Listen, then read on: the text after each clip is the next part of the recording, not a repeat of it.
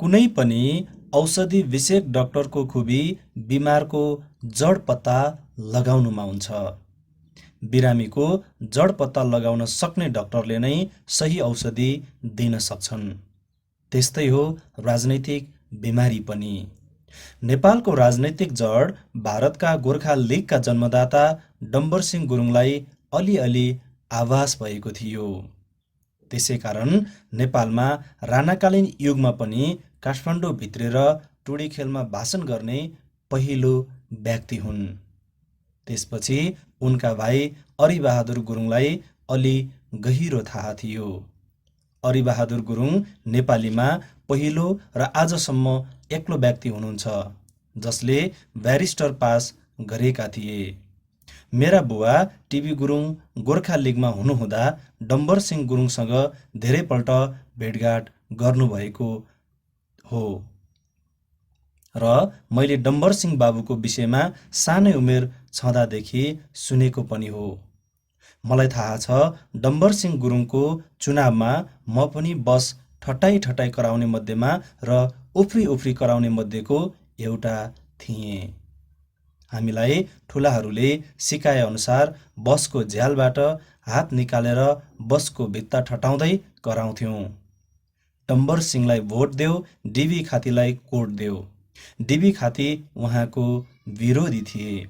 डम्बरसिंह बाबुको चुनाव चिन्ह थियो कलम र मसिदानी। अरिबहादुर गुरुङसँग त मेरो निकैपल्ट भेटघाट भएको हो। उहाँको कालेबुङको त्रिपाई डाँडाको घरमा र म उहाँकी छोरी सरुसँग पनि परिचित थिएँ। त्यसो त दार्जिलिङ जिल्लाका पहिलो स्कुल इन्सपेक्टर केबी गुरुङ एक ताकाका बङ्गालका मन्त्री नरबहादुर गुरुङ र उहाँका छोरासँग पनि निकै ताका भेटघाट भएको हो। गजेन्द्र पनि बाबु सरह मन्त्रीसम्म भएका हुन्। अरिबहादुर गुरुङकै कारणले उहाँ एमपी छँदा नेपालका पूर्व सैनिकहरूलाई पोस्टबार रिकन्स्ट्रक्सन फन्डमा बारु 66,16,200 रुपियाँ छुटाएर नेपाल पठाइदिएका थिए। यसरी गोर्खा सोल्जर्सको पैसा छुट्याइदिएका भए तापनि नेपालकाहरूले त्यसलाई हिनामिना गरेर नै सिद्धाए। जुन कुरा मैले मेरो 1985मा प्रकाशित नेपाली राजनीतिमा अदेखा सच्चाइमा पनि लेखेको छु। अरिबहादुर गुरुङ पनि राणा शासनकालमा नेपालका युवा युवतीको हितको निम्ति केही गर्ने उद्देश्यले पूर्वी इलाकाका केही भेग र पश्चिम भेगमा पनि घुमेर मगुरालीको नारामा मगर, गुरुङ, राई, लिम्बूलाई राजनैतिक रूपले ब्युझाउने जमर्को गरेका हुन्। अपितु राणाहरूले थाहा पाएपछि उहाँलाई नेपाल निकाला गरियो। बुवाकै कारणले मेरो परिचय भोटाङका कङ्ग्रेस पार्टीका अध्यक्ष डिबी गुरुङसँग पनि भएको थियो। जब उहाँ सिलगढीमा निर्वासित जीवन बिताइरहनु भएको थियो। नेपालको विषयमा धेरै चासो लिएर मसँग कुरा गर्नु हुनेहरूमा मेरो बुवा लगायत अरिबहादुर गुरुङ, डिबी गुरुङ, नरबहादुर र गजेन्द्र गुरुङ लगायतका सिडिओलीका डाक्टर आइबी थापा मगर हुनुहुन्थ्यो। अरिबहादुर गुरुङले थालनी गर्नुभएको मगुराली पछि आएर सेता पनि थपिएर सेता मगुराली पनि भनियो र कसो पछि आएर मङ्गोल भनेको सेता मगुराली हो र सेता मगुरालीका नेता गोपाल गुरुङ हो पनि भनियो। बहुदल पश्चात झापाको बाहुनडाँगी क्षेत्रमा बाहुन क्षेत्रीहरूबाट मङ्गोल नेसनल अर्गनाइजेसनका कार्यकर्ताहरूमाथि षड्यन्त्र हुन थालेपछि र पार्टीको नाममा केही जडियाहरूलाई सुराएर एमएनओको कार्यकर्ताहरूमाथि आक्रमण गर्ने योजनाबद्ध षड्यन्त्र भएपछि भिडन्त पनि भएको थियो। जुन भिडन्तमा नेपालबाट मात्र होइन भारतका केही हिन्दी र अङ्ग्रेजीका समाचार पत्रहरूले पनि म प्रति निकै आक्रामक ढङ्गले लेखेका थिए र प्रश्न गर्न पनि आएका थिए। कसैले त गोपाल गुरुङको योजनाबद्ध युद्ध घोषणा झापाको जङ्गलमा मङ्गोलको तालिम र मुक्ति क्षेत्र घोषणा भनेर पनि समाचारहरू प्रस्तुत गरे। संयोगवश भारत बाहेक होल्यान्ड र हङकङबाट पनि मेरो अन्तर्वार्ता लिन आए। रेडियो र टिभीका समाचारदाताहरू। यस सोचले मैले सेता मगुरालीको शाब्दिक अर्थ दिएको छु। से सेलाएको, ता तात्यो, म मङ्गोलले, गु गुमाएको, रा राष्ट्र, लि लिनलाई। नेपालको 104 वर्षे राणा शासनको ज्वरो उखेलेर फ्याँक्नेमा भारतका नेपालीले मात्र होइन, बर्माकाहरू पनि हतियार बोकेर पसेका थिए, लडेका थिए। नेपालमा सशस्त्र क्रान्ति सफल भएपछि मेरो बुबा जस्ता कैयौँ दोस्रो विश्वयुद्ध लडेकाहरू फर्के भने कैयौँले नेपालमा नै घर बसाए। प्रशासनिक काम सिकाउने एकजना पूर्व सैनिक गुरुङ नै थिए, जसको छोरो हाल कर्णेलसम्म भएपछि रिटायर भए। शिक्षा क्षेत्र, न्यायालय क्षेत्र, वायुयान र प्रशासनिक क्षेत्र सबैतिर दक्ष व्यक्तिहरू नेपाल बाहिरबाट नै आएका थिए। नेपालबाट काम छौन्जेल भाँडो, काम सकिएपछि ठाडोको व्यवहार देखाइदिएकोले नै 1960 को राजा महेन्द्रबाट को हुँदा बाहिरबाट साथ पाएन। झापाका एकजना कङ्ग्रेस नेता पछि पञ्चनेता र पञ्चमन्त्री पूर्व सैनिकहरूबाट सहयोग लिनको निम्ति मेरो बुवाका पनि पुगेका थिए। मेरो बुवा तेस्ताका दोर्जेलिङ जिल्ला पूर्व सैनिकका निर्देशक पनि हुनुहुन्थ्यो। त्यतिन्जेल अर्थात् 1960 सम्म आइपुग्दा मलाई पनि नेपालको विषयमा निकै थाहा भइसकेको हुनाले र हामीलाई नेपालका बाहुन छेत्रीले हतियारको रूपमा मात्र प्रयोग गर्ने आफ्नो स्वार्थ सिद्धिएपछि निम्बुको रस निचोरेर फेके जस्तो गर्ने व्यवहारप्रति र हामीहरूलाई नेपालको हर क्षेत्रमा अछुत राखिएको विषयमा थाहा भइसकेको थियो। नेपालको राजनीति भारतको BSO ब्राह्मणिकल सोसल अर्डर अर्थात् बाहुनवादी सामाजिक व्यवस्थाबाट सञ्चालित छ। यो ठिक त्यस्तै व्यवस्था हो जुन अमेरिकामा 300 वर्ष अघि एकजना दासका मालिक विली लैचले कालाहरूलाई 300 वर्षसम्म कसरी कमारा बनाउन सकिन्छ भनेर 1712 मा एउटा फर्मुला दिएका थिए। 300 वर्ष पुग्न अब 6 वर्ष मात्र बाँकी भएकोले र अब कालाहरू पनि चेतनशील बनेर हर क्षेत्रमा अघि बढिसकेका र कालाहरूको निम्ति ज्यानको बाजी लगाएर लड्ने, बढ्ने Martin Luther King, Jesse Jackson जस्ता काला नेताहरू देखा पर्दै आएकोले अब उसो कुन फर्मुला अपनाएर अघि बढ्ने र शासन सत्ता अथवा राजनीतिक शक्ति गोराहरूकै हातमा राखेर कालाहरूको हातमा शासन पर्न नदिने भन्ने नयाँ फर्मुलाको खोजीमा रहेका छन्।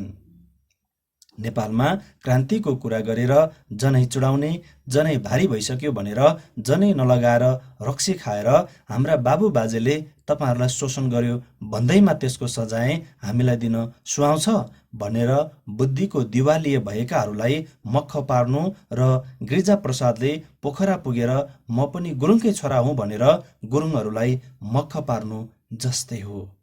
हामी आर्यहरू यो संसारमा शासन गर्न आएका हौँ र अरू शासित हुन जन्मेका हुन्। आर्य भनेको सभ्य र ठुला हुन् र हर क्षेत्रमा अग्रपङ्क्तिमा गनिएका हौँ भनेर तानाशाही हिटलरले क्रूरता अपनाएको र अहङ्कारले डुङ्ग्रिएको एउटै कुरा हो। हिटलरले पनि अहङ्कारको भावना र तानाशाही प्रवृत्ति भारतकै हिन्दू आर्यबाट सिकेका हुन्। यसै कारण स्वस्तिक चिन्ह पनि भारतकै हिन्दू आर्यको देन हो।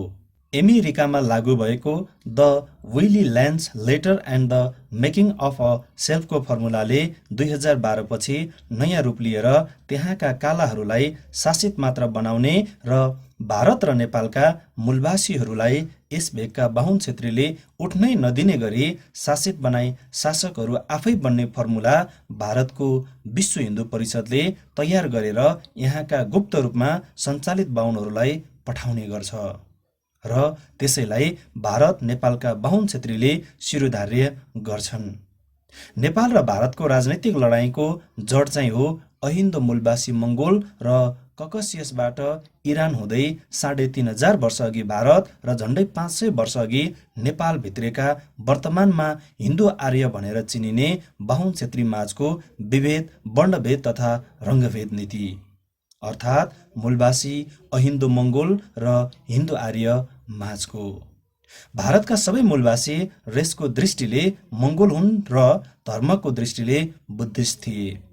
यसकारण भारत र नेपालको राजनैतिक र धार्मिक लडाईँको जड हो अहिन्दू मङ्गोलवाद र हिन्दू आर्यनवाद। हिन्दू धर्म होइन, वाद हो, यी माझको हो। बुद्ध धर्म र त्यसको वज्र कट्टर विरोधी बाहुनवाद माझको हो। हिन्दूवाद भन्नुको अर्थ हो बाहुनवाद। हिन्दूवादको टाउको बाहुन हो। दोस्रो दर्जामा पर्छ बाहुनवादको संरक्षक क्षेत्रीहरू सुरुमा आर्य थिएनन्। राजपूत भनेको राज्यका पुत्र हुन्, किन्तु हाल कालो भइसकेका र हिन्दू आर्यले परिचित बाहुन क्षेत्री अर्थात् क्षेत्रपति क्षेत्र अथवा इलाकाका मालिकमाझ समय समयमा टक्राउ र लडाईँ भइरहन्थ्यो। घमासान लडाईँ चाहिँ बृहस्पति र परशुराम माझ भएको थियो।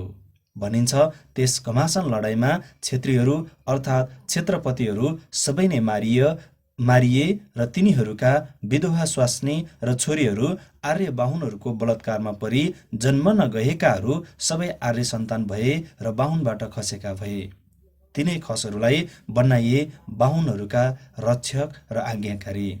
बुद्ध धर्म संसारकै सबैभन्दा पुरानो धर्म हो, जुन 2500 वर्ष पुरानो भएको छ र त्यसको 500 वर्षपछि क्राइस्ट धर्म बन्यो र त्यसको पनि झन्डै 600 वर्षपछि उदय भयो मुस्लिम धर्म। बुद्ध धर्म एसिया र अफ्रिकामा मात्र होइन, युरोपमा पनि फैलिसकेको थियो र त्यसो हुनुको मूल कारण थियो सम्राट अशोकको सर्वस्व त्याग।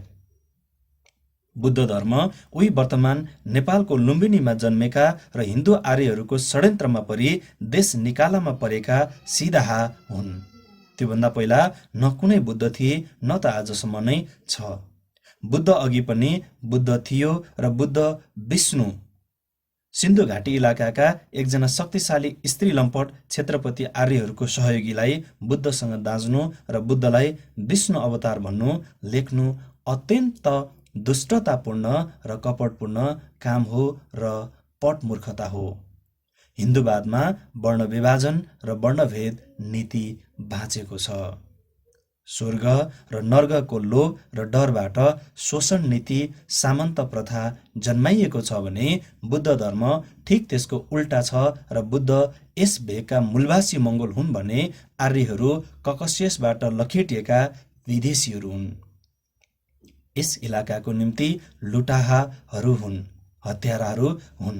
यसै कारण यिनीहरूबाट यस भेगका मूलवासीहरूको भलो हुन सक्दैन र यिनीहरूले यस इलाकाका मूलवासीको पतन बाहेक उत्थानको कुरा सोच्नै सक्दैनन्।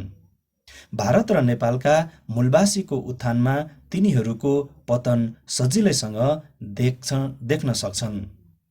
जसरी पश्चिम मुलुकमा र अफ्रिकी मुलुकहरूमा त्यहाँका मूलवासी कालाहरूको उत्थान हुनु भनेको गोरा आर्यहरूको पतन हुनु हो भन्ठान्छन्। यी आर्यहरू काला र पहेँला मूलवासीहरूलाई शासित बनाएर यिनीहरूलाई लुट्ने, धुत्ने, भुट्ने सपना मात्र देख्छन्, कल्पना गर्छन् र शासक बनेर मोज गरेको सपना महल मात्र सिर्जना गर्छन्। वंशगत संस्कारले गर्दा शब्द र षड्यन्त्रको महाजाल बिछ्याउने मनोविज्ञान अनुसार कुरा गर्न र त्यसभित्र अफिम मिसाउन सिपालु हुन्छन् र यस्तो महाजालमा लट्ठ परेका पटमूर्खहरू भन्ने पनि गर्छन्। बाहुन क्षेत्री टाठाबाठा हुन्छन्, त्यस्ताहरूसँग बिहे गरे छोराछोरी टाठाबाठा हुन्छन्। यस्ता उद्योगपतिहरूको कुरामा लागे तिनीहरूको पतन सिवाय केही पनि हात लाग्दैन। के चीन, जापान, कोरिया, थाइल्यान्ड इत्यादि मुलुकका विकसित बुद्धि भएका मङ्गोलहरू बाहुन क्षेत्रीका ठ्याम्बर सन्तान हुन्? बाहुन क्षेत्रीको संस्कार भारत र नेपालमा लुट्ने, हडप्ने सिवाय सियोसम्म बनाउने ढङ्ग किन नभएको त? नेपाल र भारतका राज्य सञ्चालन गर्ने नेताहरू अझ पनि तन्त्र, मन्त्र, ज्योतिष शास्त्रमा विश्वास मात्रै गर्दैनन्, लुकी लुकी भए पनि जादुगर शाही बाबाको र शङ्कराचार्यको पूजा अर्चना पनि गर्छन्। शाही बाबाको कमरामा 4 जना उनकै भक्त युवकहरूको लास फेला परेको, ऊ समलिङ्गी भएको सत्य तथ्य घटनाहरूको विषयमा त द एसियन एज, BBC जस्ता सञ्चार माध्यमबाट निर्भीकता साथ समाचार प्रकाशमा ल्याएका हुन्। राजा वीरेन्द्रले शाही बाबाको आशीर्वाद थाप्ने र लकेट ल्याउने गरेका थिए, तर उसलाई शाही बाबाले वीरेन्द्रको वंशजीय हत्याकाण्डको विषयमा न भन्न सके, न दरबार हत्याकाण्डबाट बचाउन नै सके। शेरबहादुर देउबा पनि लुकी लुकी शाही बाबाको पूजा अर्चना गरेर आशीर्वाद माग्ने र तान्त्रिक शक्तिलाई वरदान माग्ने कामको अग्रपङ्क्तिमा छन्। महेश आचार्यले शाही लकेट थापेर आएपछि चितवनमा शाही मन्दिरलाई 7 बिघा जमिन उपलब्ध गराइदिएको जानकारीमा आएको थियो। ज्ञानेन्द्रले पनि नेपालमा भए जति र जाने जति देवी देवताको आजा पूजा गर्ने काम र भक्तिभावबाट बल बिन्ती माग्ने र भाकल गर्ने काम गरेकै हुन् र भोग चढाएकै हुन्। निरङ्कुशतापूर्वक पाशविकतापूर्वक हिन्दू देवदेवीले झैँ नरसंहार गरेकै हुन्। भगवान बुद्धको कट्टर विरोधी र हत्यारा शङ्कराचार्यको शरणमा पाउलागी गर्न पनि पुगेकै हुन्, तर खोइ तिनीहरूले ज्ञानेन्द्रको मनोकामना पुरा गरिदिएको। नगरकोटमा भएको काली मन्दिर छेउको नरसंहार पनि कतै कालीलाई भोग दिएको त होइन। आखिर शान्तिको जन्मदाता भगवान बुद्धको सन्देशको अघिल्तिर मारकाट मचाउने कुनै पनि हिन्दू देव देवता भगवानको केही सिप चलेन। शान्तिभित्रकै शक्तिले ज्ञानेन्द्रको शिर न त गराइदियो, यद्यपि बढारिन चाहिँ बाँकी नै छ। म भारत र नेपालमा बुद्ध धर्ममाथि हिन्दू आर्यवादको आक्रमणका प्रमाणहरू प्रस्तुत गर्छु। भगवान बुद्ध, जसको बालकालको नाम सिदाहा हो, सिद्धार्थ होइन। सिदाहाको जन्मथलो वर्तमान नेपालको लुम्बिनी भए तापनि सिदाहाको कर्मभूमि वर्तमान भारत हो। सिदाहाबाट बुद्ध भएको ठाउँ पनि भारत नै भएकोले सिदाहा नेपालको भन्दा बेसी भारतको हो र भगवान बुद्धले 2500 वर्षपछि पनि विकृति र अवहेलना जति विघ्न नेपालमा सहनु परेको छ, तुलनात्मक दृष्टिले भारतमा सहनु परेको छैन। यसकारण म त बुद्धलाई भारतकै नागरिक हुन भन्छु। भारत भूमिबाट नै बुद्धले आफ्नो ज्ञान, दर्शन, शान्ति र मानवताको उपदेश विश्वमा सूर्यको किरण, चन्द्रमाको चाँदनी जस्तै फैलाए। यद्यपि त्यहाँ पनि बुद्धको अपमान गर्ने, बुद्धलाई मार्ने षड्यन्त्र, बुद्धलाई हिन्दूवादको तल राख्ने र देखाउने, बुद्धको दुर्नामी गराउने र गर्ने काम हिन्दू आर्यहरूबाट 2500 वर्षदेखि हुँदै आएको छ। तापनि बुद्ध धर्म फैलाउने काममा सम्राट अशोकले आफूसँग भएको सबै भौतिक साधन र आत्मज्ञान समाप्त गरेका हुन्। 2200 वर्षअघि बेसी समयदेखि, अर्थात् सम्राट बिम्बिसार, सम्राट अशोकको पालादेखि रावण र वर्तमान युगका डाक्टर भीमराव अम्बेडकर जस्ता वीर पुरुषहरूले सबै नै भारतकै मूलवासी मङ्गोलहरू नै हुन्। परन्तु भगवान बुद्धको नाममा दान ठगी खाने नेपालका शूद्र र क्षुद्र बुद्धिस्टहरूले त ज्ञानेन्द्र जस्ता घिनलाग्दा तानाशाहको खुट्टामा पनि ढोग्न लगाउने र नेवार समुदायलाई खुट्टा धोएर पानी खुवाउने सम्म नैतिक हारा काम गराएका छन्। यस्ता शूद्र र क्षुद्र मुठ्ठीभर व्यक्तिहरूकै हातमा छ बुद्ध धर्मको चाबी। भारत र नेपालको राजनीति र धर्मनीति भनेकै विदेशी हिन्दू आर्य र मूलवासी मङ्गोल माझको हो।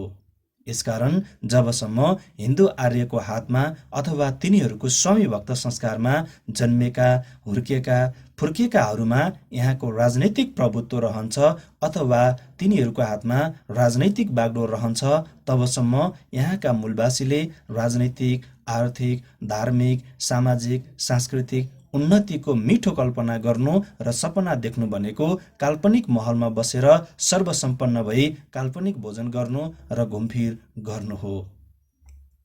यसकारण नेपाल र भारतका मूलवासीहरू राजनैतिक चेतनशील हुनै पर्छ, तर पढन्ते मूर्ख र पढन्ते वेश्या होइन, पढन्ते बुद्धिजीवी बन्नै पर्छ।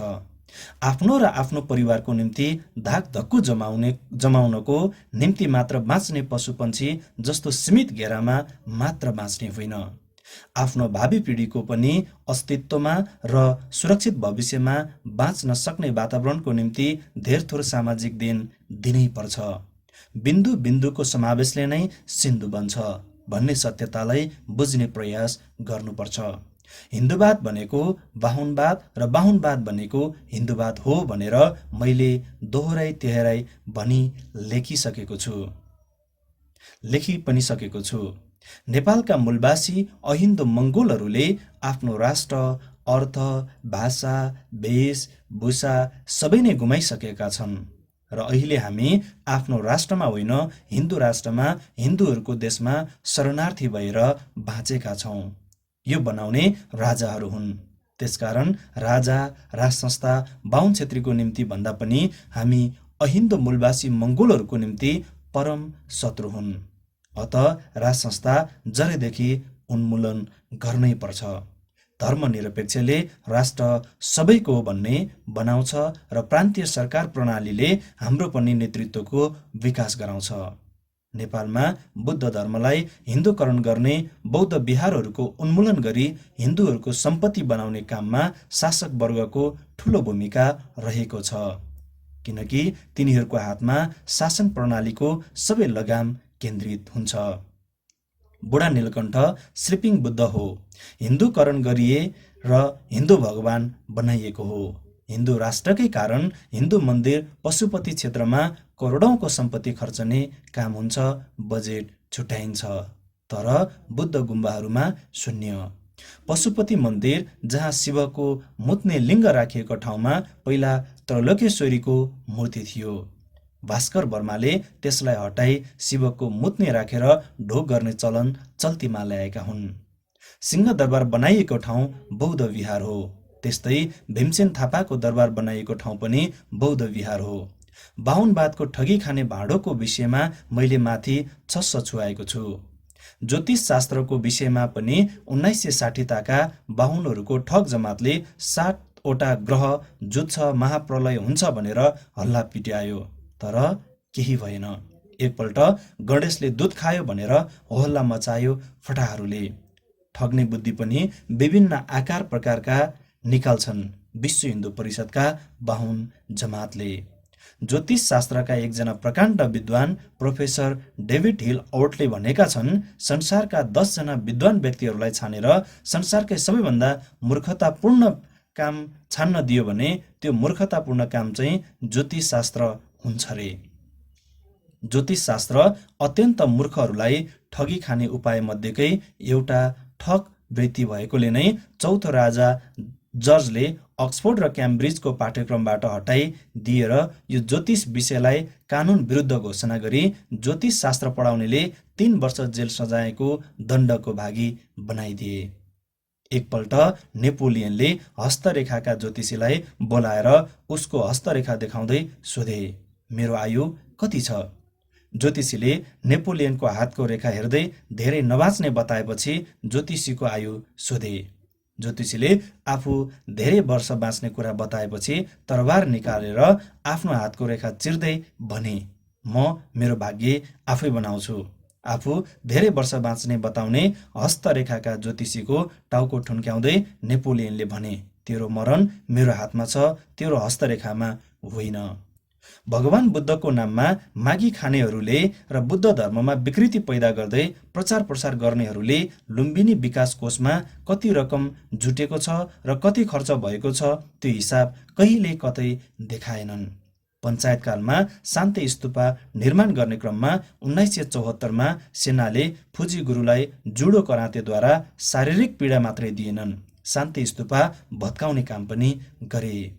त्यसपछि बिहारको राजगिरमा बनाइयो।